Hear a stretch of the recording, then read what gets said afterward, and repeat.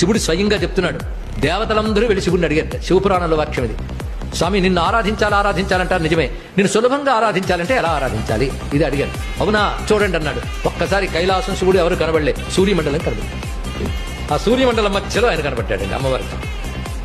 ఇలా సూర్యమండలంలో ఉన్నవరి ధ్యానిస్తారో వాళ్ళని నేను అనుగ్రహిస్తానని చెప్పాడు ఇక్కడ.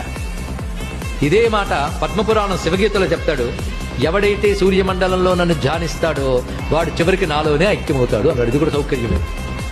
ఎంత బాగుంది. రోగాలు పోగొడతాడని ఈ శ్లోకంలో చెప్తున్నారు. కానీ రోగాలు పోగొట్టాలంటే సూర్యమండలంలో శివుడిని ఆరాధించండి. దానికి మంత్రం చెప్తున్నాను అన్నాడు. నమః శివాయ సాంబాయ సగణాయ ఆదిహేతవే రుద్రాయ విష్ణవే తుభ్యం బ్రహ్మణే సూర్యమూర్తయే. అందామా? నమః శివాయ సాంబాయ